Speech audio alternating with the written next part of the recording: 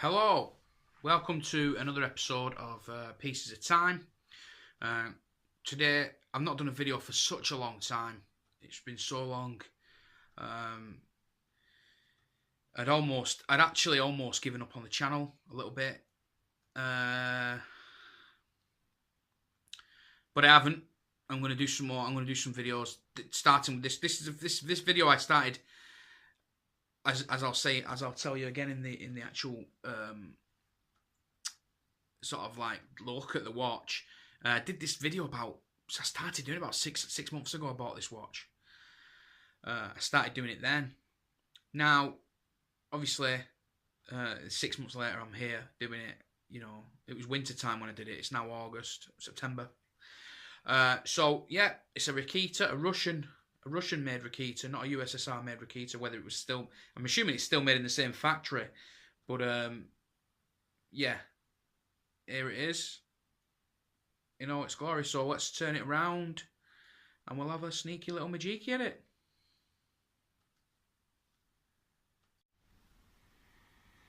Okay, hello there. So there it is.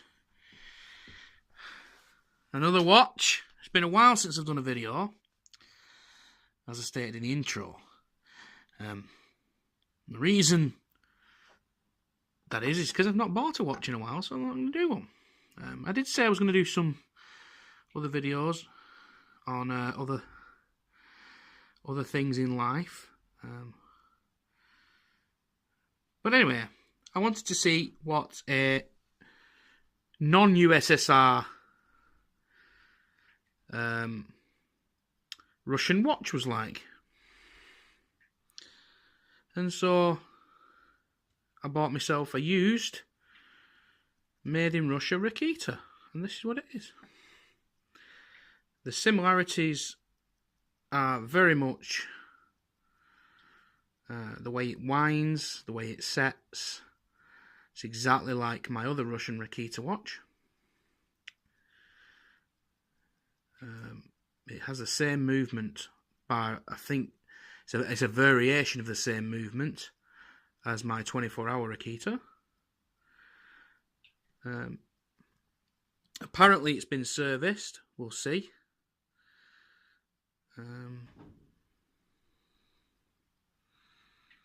This is just how it arrived. I'm going to do a watch check over the next couple of days, and I'll pop those up in the next little bit of the video. What I like about this is something very interesting about this watch. What I liked about it online is that you see this line. You see this line just here.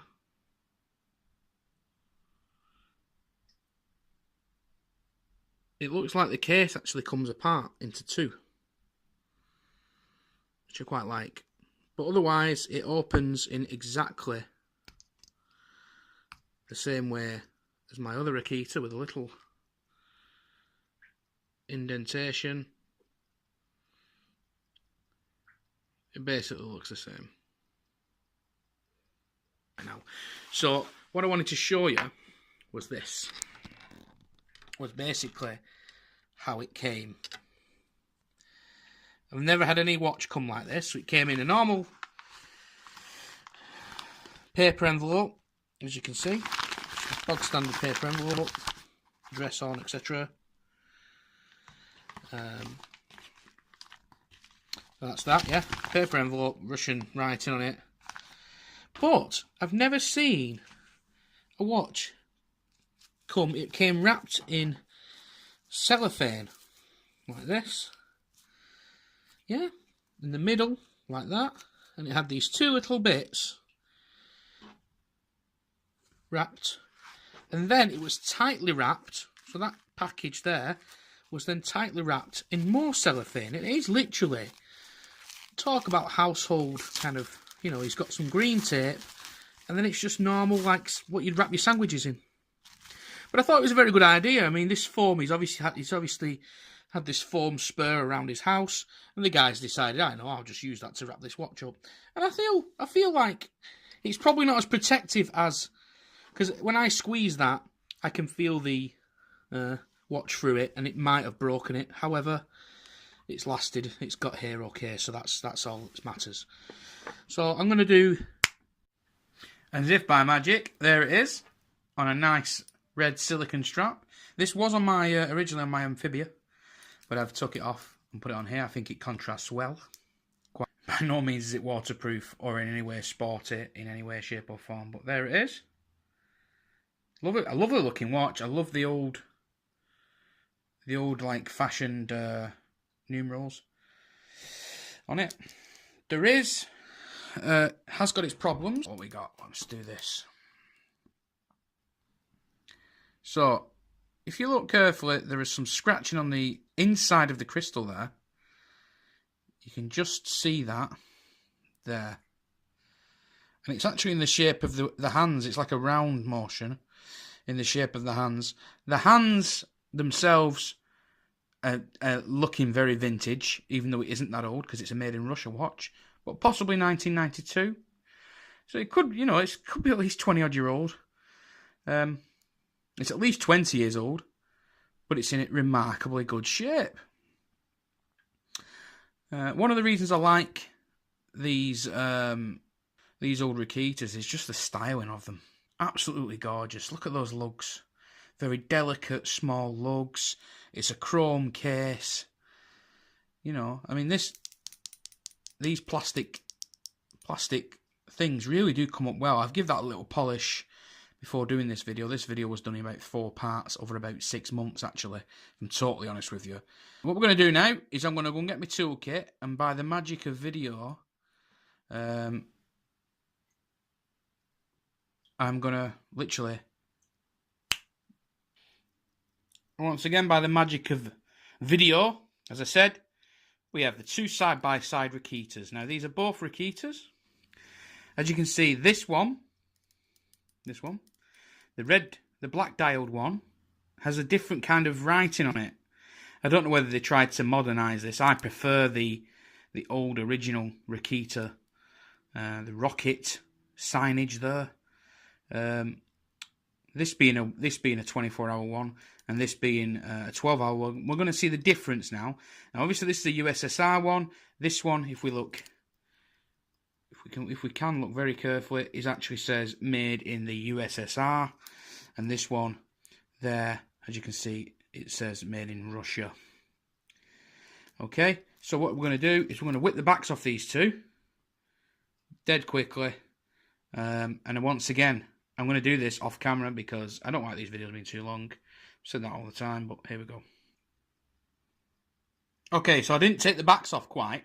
I wanted to show you the size difference in the backs. I never actually noticed it. Now, this one's quite a delicate watch. I could probably say that this black dialed watch, it could be almost feminine, actually. I really liked it when I saw it online, but I didn't realise how small it was.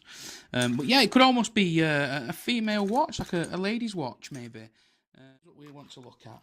Here's what we are looking at. Okay, so now, this is interesting. This is very interesting. I haven't opened these yet. I haven't opened the new one. Obviously, I've opened this one. I've done a video on this one. I've done a review of this one. And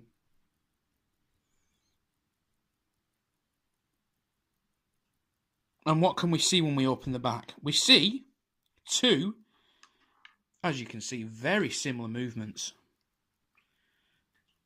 To me, they almost look identical. The only difference must be in the gearing.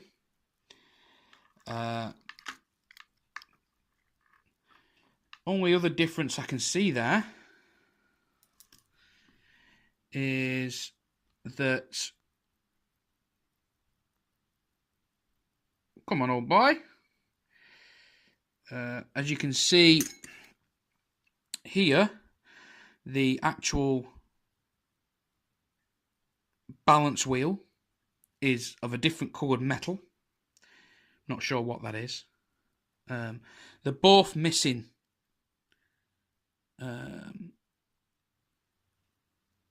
rubber rings, I think. I'm not sure whether they're supposed to have sealing rings, these, in this little groove. Anyway, I'm going off on a tangent. But here's the interesting thing that I was saying. If we can get a decent focus on this now, I don't know if we can. Let me see. Can I get it? There you go. You can just about make out there that it says 2609 HASU. I'm not sure what this little symbol is. I'm not sure what that is. 2623H 2609. Now, the 2623 obviously denotes the fact that this is a 24-hour movement. Okay? So there is going to be some differences. I can't see any from inside. Up close, I can't anywhere. But there must be different movements. They must work slightly differently. Maybe an extra gear in there, just to bring it down to 24 hours on the hour hand, and all the rest is the same.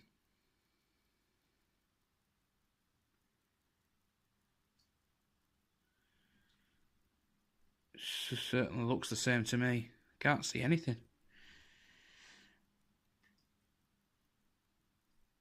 I bet if we sat here and watched, maybe this larger cog would move slightly slower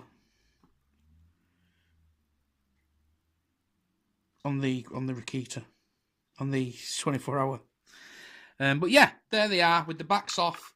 Let's get them covered up, so we're not destroying them. So there you have it. Virtually the same inside.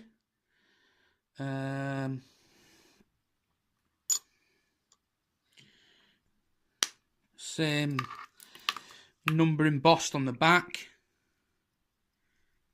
that all these Raketas have.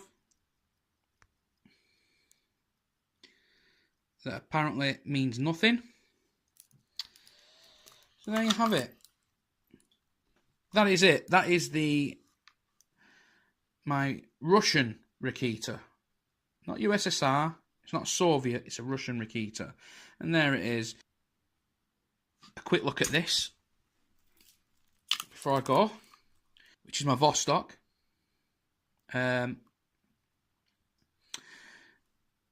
Which is, I've polished. Give it a really nice polish. The dial is absolutely back to brand new.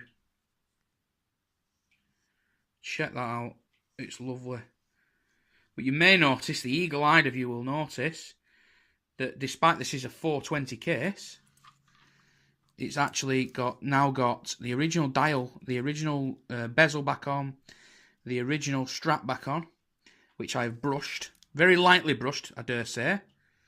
It's very lightly brushed, but I did it so that it was brushed in line with the, as you can see, it's in line with the buckle. Probably slightly less. And obviously I can't get into the middle bits.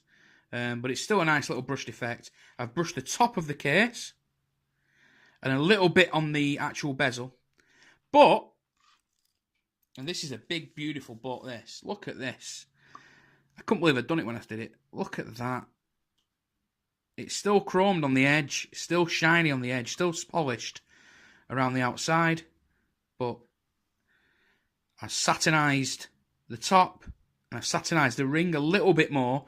But then, if anyone's ever had one of these crowns from Merinon, they'll know that this bit in the centre is quite roughly cut, and it's got like a satin look on it. So I've shined it. So now when you look at the watch like that, everything's satin. But when you look at the watch like that, everything's nice and shiny. Beautiful. Look, the edge of the actual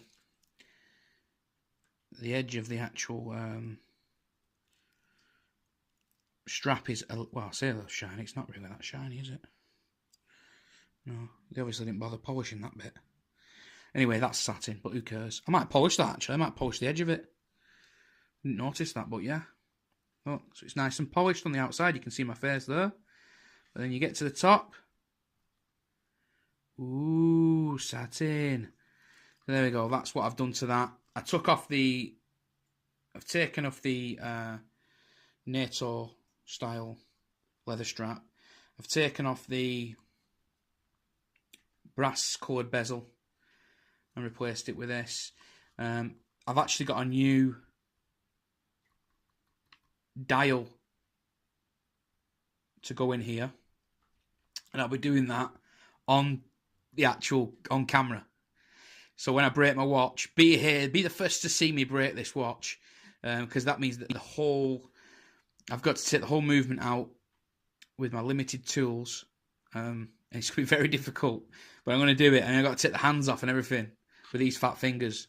So that should be fun. So I may have done all that polishing for nothing, but it is nice. It looks nice with the original band on. Still got the open back case on it, which I actually polished the inside of it,